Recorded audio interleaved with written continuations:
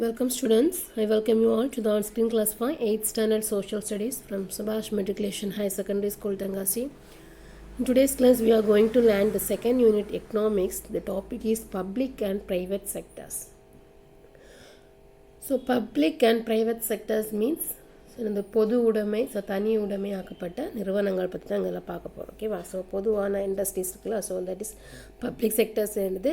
Next ப்ரைவேட்னா தனி உடைமை அது மாதிரி ஆக்குனா இண்டஸ்ட்ரீஸ் பற்றி பார்க்க போகிறோம். So the learning objectives of this lessons are to know the history of public sector, to know the various indicators of socio-economic development, to understand the importance of public sector, appreciate the difference between public and private sectors, to understand the functions of private sectors.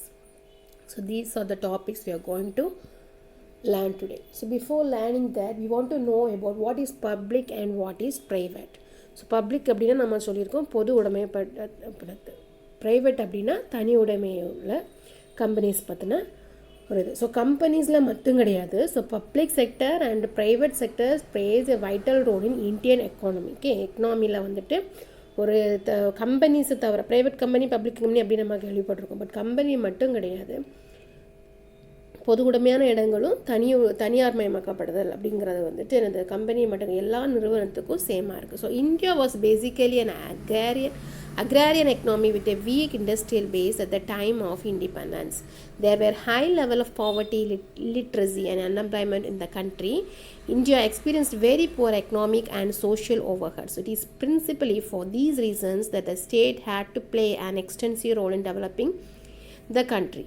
Hence, India conceived to have the Indian economy on socialist lines. The economic growth may be sustained at a maximum rate if private sector and public sector join hands. India followed mixed economic system that is operated both by private enterprises and public enterprises. So the enterprises, private enterprises, public enterprises அப்படின்னு கேள்விப்பட்டிருக்கோம். அப்படி தானே. So அந்த time of இண்டிபெண்டன்ஸில் வந்து initially வந்து பார்த்தோன்னா அக்ரிகல்ச்சரை base பண்ணி தான் நம்ம கண்ட்ரி இருந்துச்சு. ஸோ அப்படி இருக்கும்போது இண்டஸ்ட்ரீஸோட இது வந்து என்ன செய்யுது, ரொம்ப கம்மியாக இருந்துச்சு. ஸோ தொழில்நுட்பங்களும் தொழிற்சாலைகளும் கம்மியாக இருந்துச்சு. அக்ராரியன் எக்கனாமி மட்டும்தான் இந்தியாவில் இருந்துச்சு. So after invasion of the பிரிட்டிஷர்ஸ்னே சொல்லலாம். ஸோ பல எக்கனாமிக் க்ரோத்ஸ் வந்து நடந்திருக்கு. ஸோ அதில் வந்து பார்த்தீங்கன்னா maximum rate increases and if the private sector and public sector join hands. So தனியார் நிறுவனங்களும் தனியார் அமைப்புகளும் அண்ட் இந்த பொது அமைப்புகளும் சேர்ந்து கைகோர்த்தால் வந்துட்டு we can improve the economy of India அப்படிங்கிறதான் வந்து அவங்க ஃபைண்ட் அவுட் பண்ணாங்க. So public and private sectors என்னெல்லாம் அப்படின்னு பார்த்தோன்னா, there are all kinds of business organizations, small or large, industrial or trading, private owned or government owned in our country. So these organizations affect in our daily economic life and therefore become part of the Indian economy. So வந்து private company இருக்குது, public company இருக்குது. So இது வந்து சின்ன scale கம்பெனிஸும் இருக்குது, பெரிய நிறுவனங்களும் இருக்குது. ஸோ இதை வச்சு தான் நம்ம என்ன பண்ண போகிறோம், ஒரு நம்ம நாட்டோட பொருளாதாரத்தை வந்து பேஸ் பண்ணுறோம். So economy consist of both private own and as well as government own. So கவர்மெண்ட்டுக்கு உடமையான கம்பெனிகளும் நிறுவனங்களும் இருக்குது and as well as ப்ரைவேட்டுக்கு சொந்தமான கம்பெனிகளும் இருக்குது. So the known as mixed economy. So it is known as mixed economy. The government of India has opted for a mixed economy where both private and government enterprises are allowed to operate. The economy therefore may be classified into two sectors, that is private sectors and public sectors. So public sector and the private sectors are allotted their respective roles in promoting the economic welfare of all sections of the community. Public sector industries are under the ownership of government, whereas the private sector industries are under the ownership of a private people. So public sector அப்படிங்கிற companies எல்லாமே government maintain பண்ணக்கூடிய கம்பெனிஸாக இருக்கும். Not only companies and other organisations also. But private sectors அப்படின்னு பார்க்கும்போது தனியாருக்கு சொந்தமான ஒரு ஆள் மெயின்டைன் பண்ணக்கூடிய கம்பெனிஸாக இருக்கும். So public sector is an service motive and private sector is and profit motive. So public செக்டர்ஸில் இருக்கிறது வந்து என்னது, ஒரு சர்வீஸ், மக்களுக்கு சேவை செய்கிற நோக்குக்காகவும், ப்ரைவேட் செக்டர்ஸில் இருக்கக்கூடியது வந்து அவங்களுடைய சுய லாபத்துக்காக, ஸோ அவங்களோட ப்ராஃபிட் லாபத்துக்காக அவங்க ஏற்படுத்தின நிறுவனங்களாக இருக்கும். ஸோ see this chart பார்த்தோன்னா இந்தியன் எக்கனாமி எதை பேஸ் பண்ணியிருக்கு, private sector and as well as public செக்டரை பேஸ் பண்ணியிருக்கு. ஸோ பப்ளிக் செக்டர்ஸில் என்னெல்லாம் பார்த்தோன்னா departmental undertaking, statutory corporation, government company, government company. So these three comes under public sectors. That means government owned. And next private sectors la pathona sole proprietorship, partnership companies, joint into families, cooperative company. Next multinational corporations எல்லாமே private sectors-ல வரும். And again companies are further divided into two divisions, that is public limited and also private limited. So சில கம்பெனிலே வந்து பார்த்தீங்கன்னா join within இந்த government இஷ்யூஸ்லாம் இருக்கும். So இப்போமே வந்து பார்த்தீங்கன்னா நிறைய கம்பெனிஸு நிறைய ஆர்கனைசேஷன்ஸ் எல்லாமே எனது ப்ரைவேட்டுக்கிட்ட விட போகிறதா வந்து ஒரு இது நடந்துகிட்ருக்கு. அப்படி தான் issues.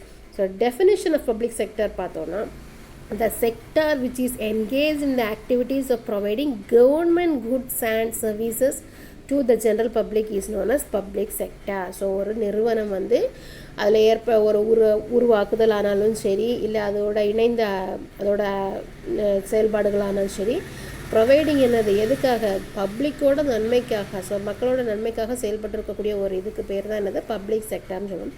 At the same time private sectors means என்னது ஓன்டு பை என்னது ஒரு ஆளுக்கு தனியாக உடைமையாக்கப்பட்ட ஒரு விஷயத்தை தான் நம்ம என்ன சொல்கிறோம் ப்ரைவேட் செக்டர்ஸ் அப்படின்னு சொல்கிறோம்.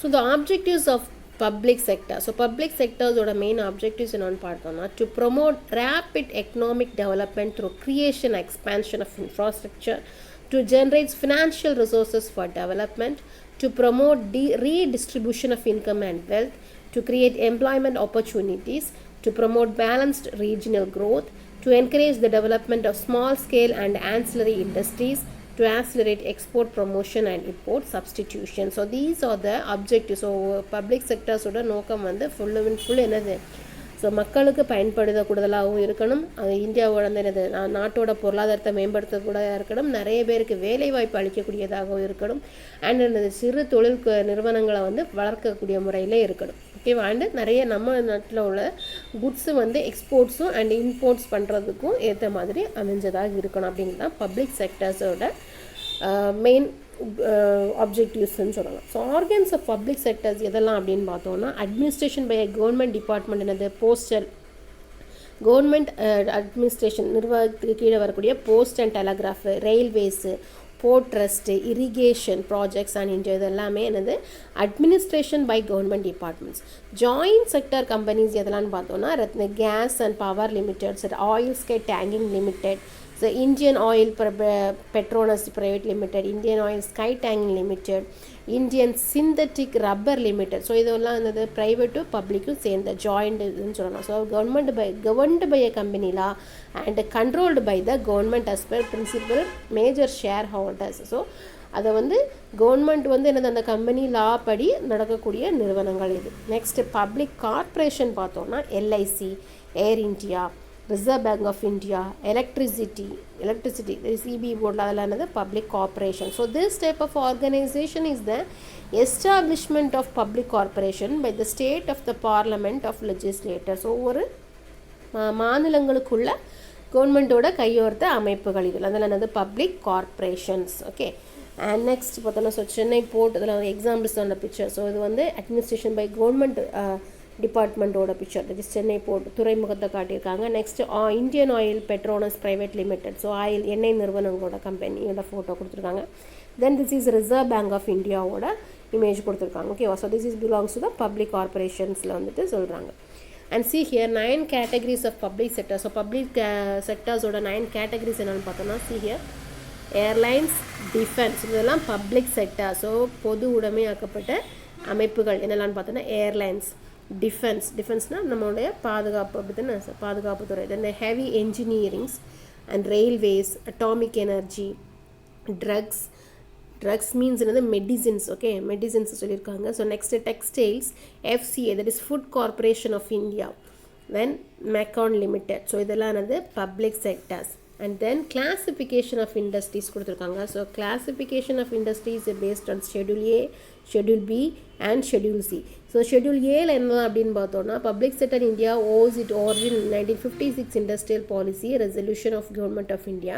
So 1956ல classified industry வந்து 3 categories-ஆ பிரிச்சிருக்காங்க. செக்ஷன் A Schedule Aல பார்த்தோம்னா the industries which would be exclusively owned by the state or referred to as Schedule A. So அந்த மாநிலத்துக்கு உடைமையாக்கப்பட்ட கம்பெனியை வந்து நம்ம என்ன Schedule A அப்படின்னு சொல்கிறோம். And Schedule B means the state taking the sole responsibility for starting new units which are the specific in Schedule B. புதுசாக start பண்ணக்கூடிய ஸோ ஸ்டேட் வந்து புதுசாக ஸ்டார்ட் பண்ணக்கூடிய ரெஸ்பான்சிபிலிட்டியாக எடுக்கிறது வந்து Schedule B. And next C வந்து பார்த்தோன்னா private sectors are mentioned in Schedule Cல வந்து தனியார் கம்பெனிஸை வந்து என்ன சொல்லுவோம் private Schedule C கம்பெனிஸ் அப்படின்னு சொல்கிறோம். Okay, then public sector is divided into following 9 categories. அந்த 9 categories தான் நம்ம பார்ப்போம். What are they? Airlines, defense, heavy engineering, railways, atomic energy, drugs, textile, FCI and next Mecon Limited எல்லாம் பார்த்தோம். ஓகேவா? So இதை பற்றின எக்ஸ்பான்ஷன்ஸ் தான் given below.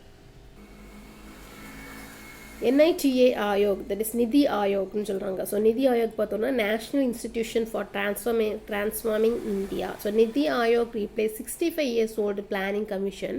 So planning commission has power to allocate funds to ministries and states. This function will be now at finance ministry. So Niti Ayog was formed on January 1st, 2015. So இந்த ஆயோக் வந்து என்னது so 65 இயர்ஸுக்கான ஒரு planning schedule அப்படின்னு சொல்கிறோம். So இதை வந்து எப்போ plan out பண்ணியிருக்காங்க அப்படின்னு பார்த்தோன்னா January 1st, 2015. ஓகே, ஸோ நிதி Aayog. And socio economic development எப்படி இருக்கும் அப்படின்னு பார்த்தோன்னா ஒரு நாட்டோட பொருளாதார வச்சு எதை இண்டிகேட் பண்ணுது, ஸோ எதை பேஸ் பண்ணியிருக்கும் அப்படின்னு பார்த்தோன்னா so life expectancy, literacy levels and levels of எம்ப்ளாய்மெண்ட்டை பேஸ் பண்ணி தான் என்னது ஒரு கண்ட்ரியோட டெவலப்மெண்ட் இருக்குன்னு சொல்லலாம். The new think tank that is NITI Aayog can form suitable perform in integrating the social sector initiatives of the center, state and the local bodies. And next to the indicators of socio-economic development என்னன்னு பார்த்தோம்னா GDP, that is gross domestic product. So GDP supports in developing socio-economic development. The proportion of GDP by the industrial sector, both private and public sector, has been increased. It results increasing government funds and increase public spending. So இதை base பண்ணி தான் ஒரு development. This is the pie chart for discussing the contribution into GDP. So contribution of GDP எதை base பண்ணி இருக்குன்னு பார்த்தோம்னா agriculture, industry, service sector. So most of the part belongs to the another service sector. So the ratio is 54.40% based on the service sectors and agriculture based பண்ணி 15.87% and industry sectorsல பார்த்தோம்னா 29.73%. So this is the contribution into GDP வந்து எப்படி இது பண்ணுறாங்க. So gross domestic product 2018 to 2019 census படி இதை சொல்லியிருக்காங்க. And see here, so this is another Sarva Shiksha Abhiyan, that is another SSA, education for all, on the literacy level. So on the literacy இதில் வந்து பார்த்தோம் இல்லையா, so இந்த gross domestic GDP, literacy எல்லாத்தையும் life expectancy எல்லாம் base பண்ணி பார்த்தோம் இல்லையா. ஸோ அதை வந்து எப்படி சோஷியோ எக்கனாமிக் டெவலப்மெண்ட் எதை பொறுத்து இருக்குது. ஸோ குழந்தைங்களோட கல்வி திட்டத்துக்கும் நிறைய செலவு பண்ணுறாங்க. ஸோ நிறைய வந்து முயற்சிகள் பண்ணிகிட்டு இருக்காங்க. அண்ட் ஸோ யூஸ்டு ஃபார் இந்த அக்ரிகல்ச்சர், ஸோ இந்த பாமரர்களுக்கும் கல்வி கொடுக்குற ஒரு திட்டம். ஸோ கல்வி SSA means Sarva Shiksha Abhiyan, that is education for all is the expansion. Then life expectancyல பார்த்தோம்னா ஹாஸ்பிட்டல்ஸ் லைஃப்கோட இம்ப்ரூவ்மெண்ட்டுக்காக அவங்க என்ன பண்ணுறாங்க, நிறைய விஷயங்கள் பண்ணுறாங்க. And also the employment, so உமன்ஸுக்கான பவர்ஸ் கொடுக்குறாங்க. கவர்மெண்ட் அனௌன்ஸ் இந்த பட்ஜெட் அனௌன்ஸ் பண்ணுறாங்க. நேஷ்னல் ஹெல்த் ப்ரொடக்ஷன் ஸ்கீமுக்கு, தட் இஸ் NHPS எல்லாம் கொடுத்துருக்காங்க. And see here, this is the employment scheme. So எம்ப்ளாய்மெண்ட்டில் பார்த்தோன்னா எப்படி வந்து வேலைவாய்ப்புகள் கொடுக்குறாங்கன்னு பார்த்தோன்னா in all the fields, that is hospital, traffic lights, Bluetooth journey, time and account இருக்குது. ஸோ ஹவுசிங் இருக்குது. ஸோ நெக்ஸ்ட்டு பார்த்தோன்னா ஸ்கூல்ஸ் இருக்குது, ஸ்கூல்ஸ் வச்சுருக்காங்க. அண்ட் ஆல்சோ என்னது, so these are the pollution monitoring and parking areas, IoT, that is lot. And next wifi கனெக்ஷன்ஸோட towers அமைச்சிருக்காங்க. Then என்னது Bluetooth பெக்கான் இது இது பண்ணுறாங்க, சர்வீசஸ் பண்ணுறாங்க. நெக்ஸ்ட்டு ஷாப்பிங் சென்டர்ஸ் வந்து அவங்க க்ரியேட் பண்ணுறாங்க. Then PMS, public transport, then CCTV, so housing, video analytic and it is ANPR, next Bluetooth journey, time and beacon, so this is also here and here. And next traffic lights, இந்த மாதிரி நிறைய விஷயங்கள். So என்னது எம்ப்ளாய்மெண்ட்டை base பண்ணியும் நிறைய செக்டர்ஸோட இதுன்னு சொல்லலாம். So இதெல்லாம் based on mostly public and as well as private sectors. And here the provision of house, clean drinking water and sanitation. So ஃபஸ்ட்டில் வந்து பார்த்தோன்னா குடிசை மாற்று வாரியங்கள் எல்லாம் நிறைய வந்து கவர்மெண்ட்லேருந்து ப்ரொவைட் பண்ணியிருக்காங்க அப்படி தானே.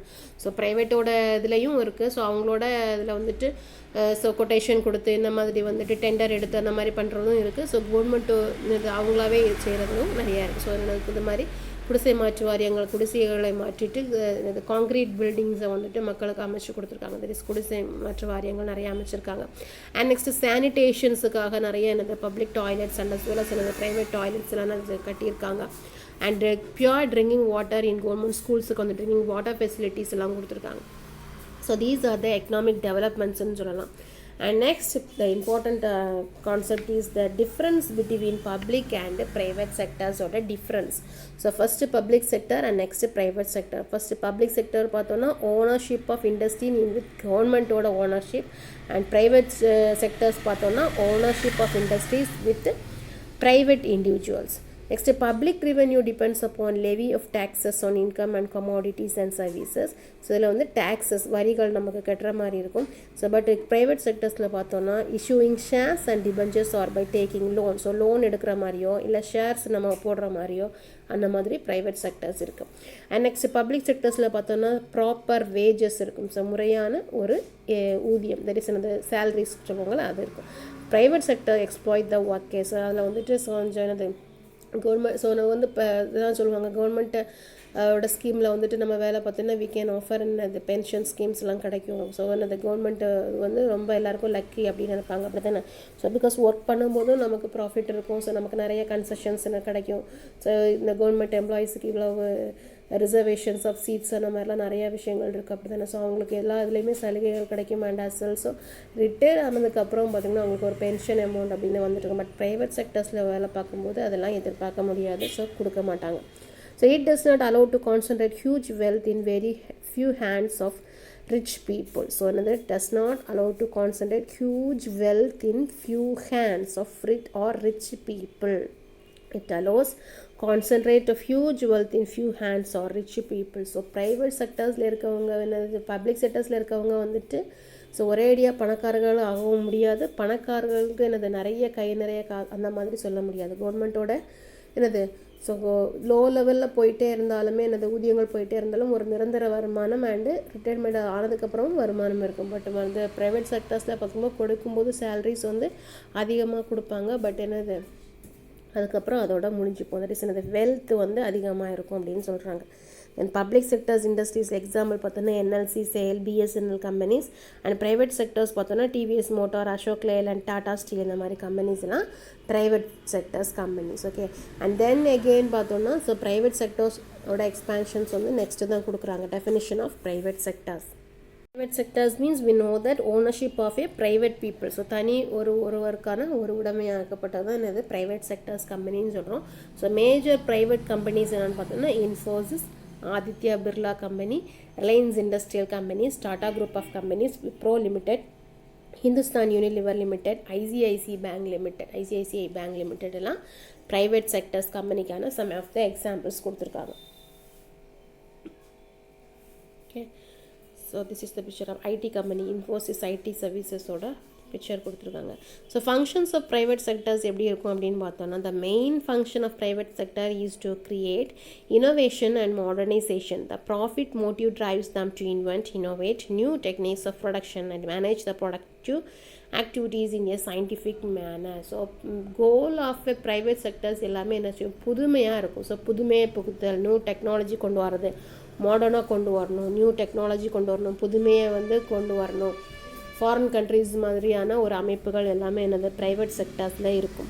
So develop and maintain infrastructure and services, promote and expand existing businesses, promote human capital development to help vulnerable groups, especially to participate in the labor market and encourage community development by promoting community business and cooperatives, that is local exchange system and informal credit, etc.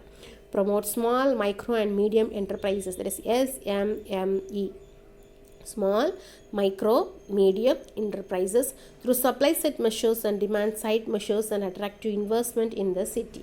So இது பப்ளிக்கோட நோக்கம் வந்துட்டு full and full பப்ளிக்கோட பெனிஃபிட்டுக்காக இருக்கும். But ப்ரைவேட்டோட goal எல்லாமே full and full their profit and என்னது.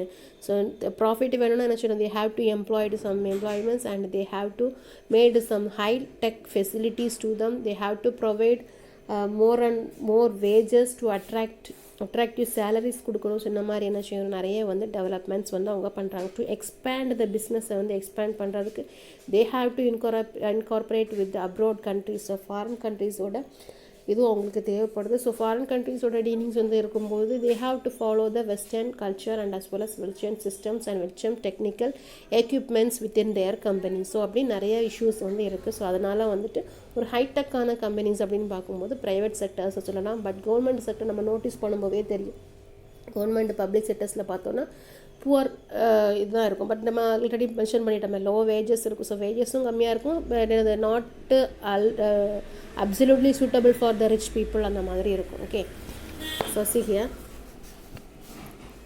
So moreover, the major proportion of the industrial sector engaged in the non-strategies and light areas producing various consumer goods, both durables and non-durables.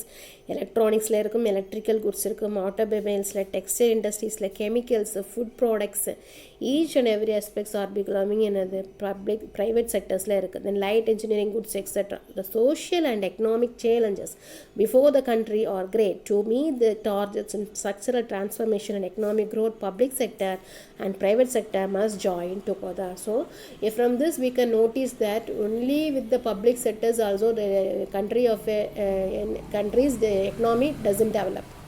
So ஒரு public sectors இருந்தால் மட்டும் எனது ஒரு கண்ட்ரியோட economy வந்து பொருளாதாரம் முன்னேறாது. கண்டிப்பாக எனது பப்ளிக்கு ஈடு கொடுக்குற அளவுக்கு ப்ரைவேட் கம்பெனிஸும் எனது கண்டிப்பாக இருந்தால் மட்டும்தான் ஒரு நாட்டோட போய். ஸோ எல்லாருக்குமே கவர்மெண்ட்டு ஃபீல்டில் கவர்மெண்ட் பஸ்ஸஸில் அதெல்லாம் போக முடியாது. இப்போ for example when we have to go for an area to area we need the help of mini buses, private bussesல போனால் தான் என்ன செய்யணும், மாதிரி டிரான்ஸ்போர்ட் ஆல்சோ என்னது காட் இம்ப்ரூவ்ட். ஸோ அதுக்கு வந்து நிறைய பஸ்ஸஸ் தேவை. So government there are not providing much buses. So அப்போ நமக்கு என்ன பண்ணுறோம், நம்ம ப்ரைவேட் செக்டர்ஸு வந்து என்ன பண்ணுறோம், நம்ம வந்து நாடுறோம். ஸோ அதனால் ப்ரைவேட்டோட இதுவும் பப்ளிக்கோட ஆர்கனைசேஷன் ஜாயின் பண்ணால் மட்டும்தான் ஒரு கண்ட்ரியோட எக்கனாமி வந்து டெவலப் ஆகும். ஓகே, ஸோ இந்த லெசனில் இந்த what are the concept we have learned. The public sector and the private sector are allotted their respective roles in promoting the economic welfare of all sections of the community. The sector which is engaged in activities of providing government goods and services to general public is known as public sector. Then the planning commission was formed by the cabinet resolution in March 1950 and the industrial act was upon 1951. So objective of empowering the government to take necessary steps to regulate industrial development. Then socio-economic development is the process of social and economic development in a society. So these are the points we have discussed in this lesson, and that's all for the lessons today students. So today's homework is to study and write the second unit in economics in your notebook and read the lesson and study the question answers thoroughly. Okay, all the best. Thank you.